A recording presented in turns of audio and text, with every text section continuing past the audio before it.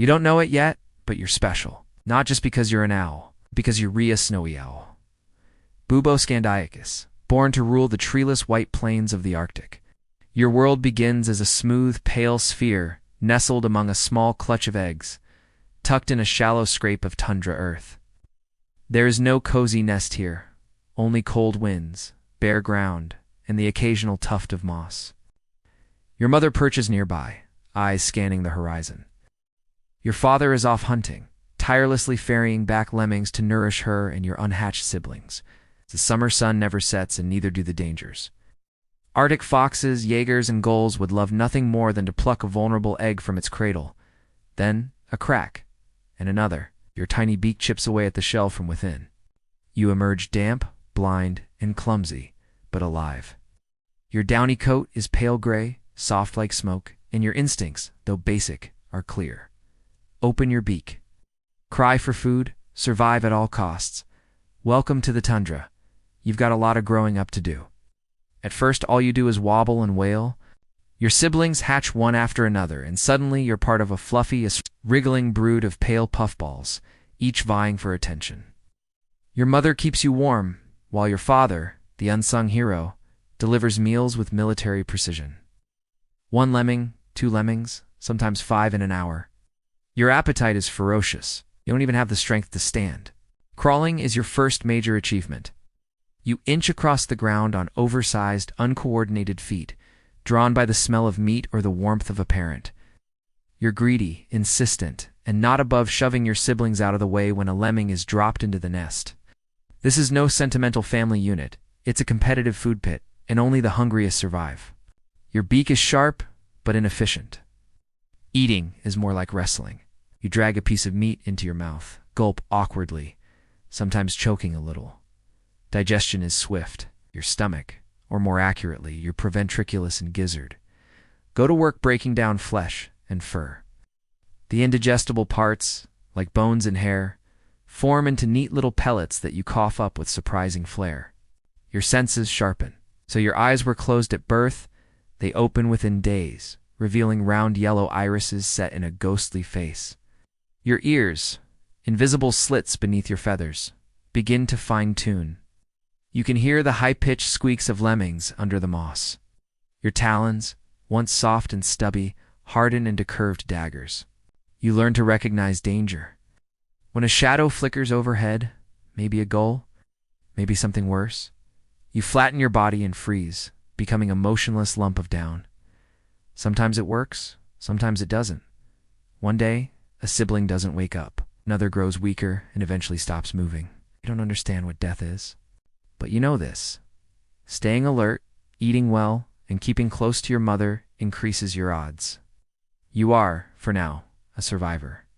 The lemmings don't come as often anymore.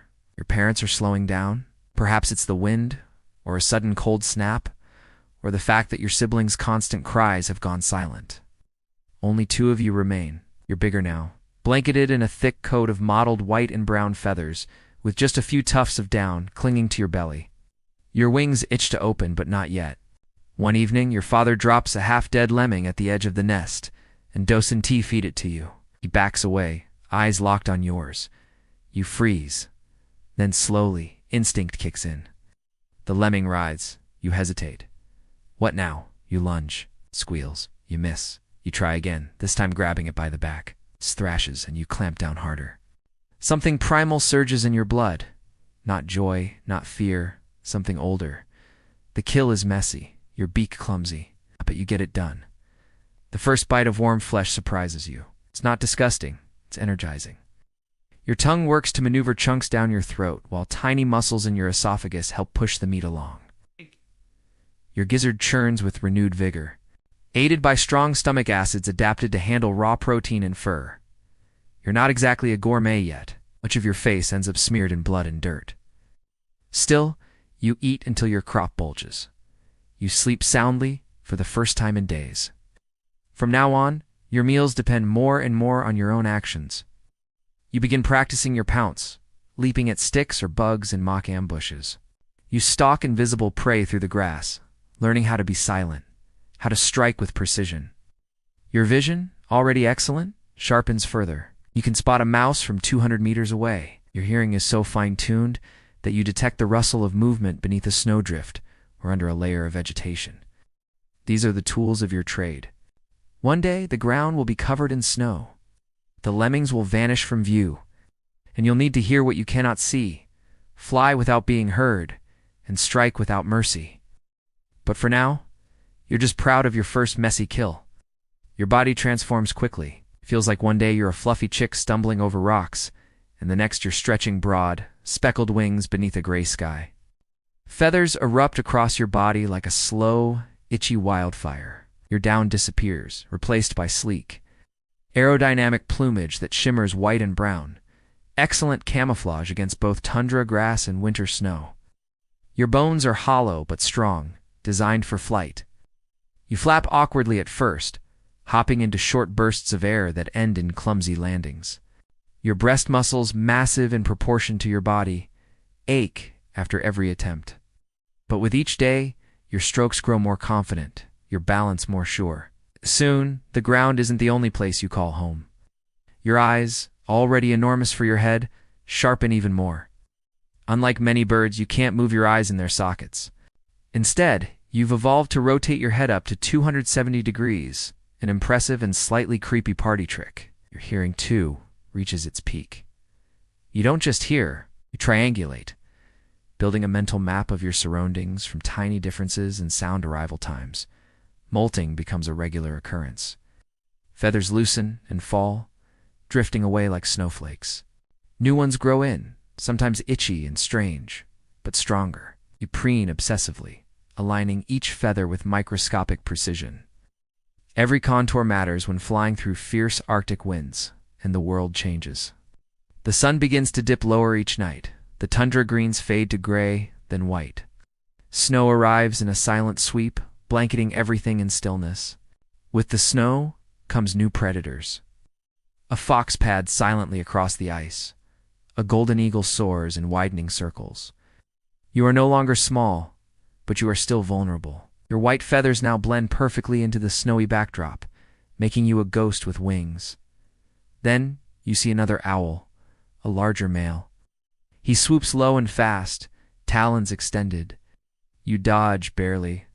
This is your first lesson in territorial behavior. The Arctic is vast, but the best hunting grounds are few. From now on, you'll need to fight for your place in it. Winter tightens its grip. The lemming population crashes as it does in cycles no owl can predict. One day they are everywhere, and the next they are gone, swallowed by snow or scarcity or fate. You search the white expanse for movement. Nothing. Your stomach growls. Your energy dwindles. Days pass with barely a meal. You grow lethargic. Flight becomes a luxury your muscles can't afford. Instead, you sit motionless, relying on your plumage to insulate what little warmth you can conserve. Your metabolism slows to a crawl. Your heartbeat, once quick and lively, thuds like a distant drum. Snow piles around you. You barely blink. But then, the crunch of snow, a subtle vibration through your feet. You swivel your head slowly, carefully. Shadow flickers beneath the moonlight. You don't overthink. You launch with the last ounce of strength, wings spread wide and silent. Strike. Success. It's a meager catch, but it kickstarts your body back to life. You swallow it whole, savoring the burst of warmth and nutrients. Your stomach churns happily. Fat reserves replenish ever so slightly. A few more days like this, and you might pull through. Luck plays a role. Yes, but instinct is what got you off the snowbank. You realize in the quiet aftermath that survival isn't about strength or speed. It's about persistence. It's about listening to the wind, trusting your senses, and not giving up. Even when your own body begins to surrender, you blink. The cold is still biting, the wind's still howling, but for now, you are still here.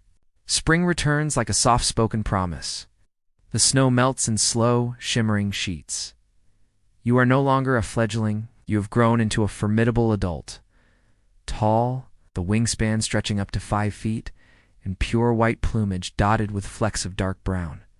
If you're male, you're nearly immaculate, a ghost prince of the tundra.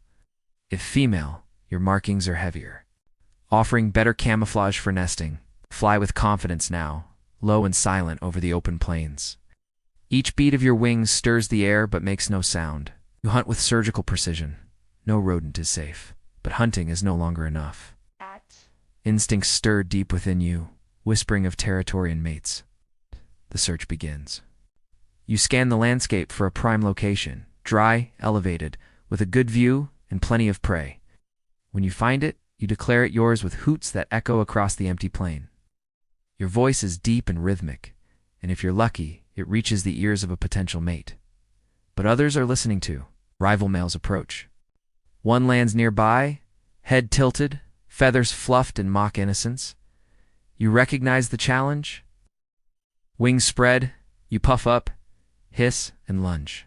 The scuffle is brief, but fierce beaks snap, talons scrape. The air is filled with feathers and fury. In the end, he retreats. Victory feels sweet. Take a moment to preen and catch your breath. Now the courtship begins. You perform a series of dramatic flight displays, swooping and diving in the air, occasionally offering a freshly killed lemming as tribute. If the female accepts, she takes it from your talons mid-flight. If not, she ignores you, leaving your pride slightly bruised. Eventually, someone responds. She lands beside you, feathers rustling in the wind. She bows her head. So do you. You've claimed your place. You've won a mate. The life you fought so hard to preserve now pulses with new purpose. She chooses a spot, a slight rise in the tundra, dry and open, with enough view to spot danger. There is no tree, no shelter, just a shallow scrape she digs with her talons. This will be the nest. You watch her settle in, puffing her feathers against the wind. Then she lays the first egg, and another, eventually up to 8, each pale and perfect. You are the provider now. Every lemming you catch is a lifeline. You fly tirelessly across the tundra, dropping prey into her beak, always alert to the sky for signs of predators. Arctic foxes skulk in the distance, skuas circle above. Your presence is more than ornamental now. You are guardian, partner, sentinel. One egg hatches, then another. Damp heads emerge, eyes shut, mouths wide. You feel the strangest thing watching them. Something like pride, but quieter. You remember that helpless stage? The shivering, the hunger, the scrambling for position. Now it's your job to make sure they survive it. Your mate rarely leaves the nest, not until the chicks are stronger. You stay nearby, perched and watchful, sometimes hooting, sometimes diving to ward off intruders. It's not glamorous, but it's essential. You even bring back meals larger than lemmings now. The occasional ptarmigan or hare sometimes carried clumsily in your talons. Some chicks grow stronger, others weaker. You know not all will survive. Still, each one is fed, warmed, and shielded as best you can manage. You offer no bedtime stories, no lullabies, but your wings are shelter, and your stare is fierce enough to keep most danger at bay. The chicks grow fast. One day they'll leave the nest, just as you did. You'll watch them wobble through the grass, test their wings, miss their first prey. And you'll know the world is repeating itself, just as it should. We're no longer just surviving, you're a part of the cycle now. But the tundra quiets again. The chicks you guarded have taken to the skies, their white wings flashing against the summer light. You do not follow them, your duty is done. You perch on a rise, the wind tugging gently at your feathers. You've lived through storms and starvation, fought rivals, wooed a mate, raised a brood. You've seen the tundra in green and gold, in ice and shadow. You've heard the sky ring with the cries of predators and the silence of snowfall. You do not know how many seasons you have left. Few snowy owls reach old age. The Arctic does not allow for sentiment. But even as your body slows and your feathers loosen, your senses remain sharp. You still hear the rustle beneath the snow. You still feel the thrill of the dive. One last hunt, perhaps, or maybe just one more night beneath the stars.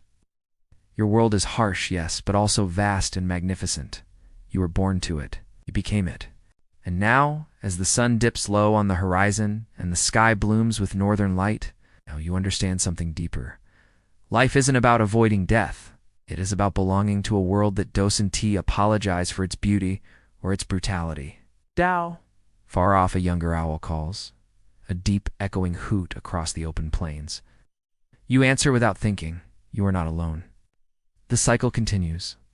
And somewhere, In a shallow nest, lined with down and hope, another egg is cracking open.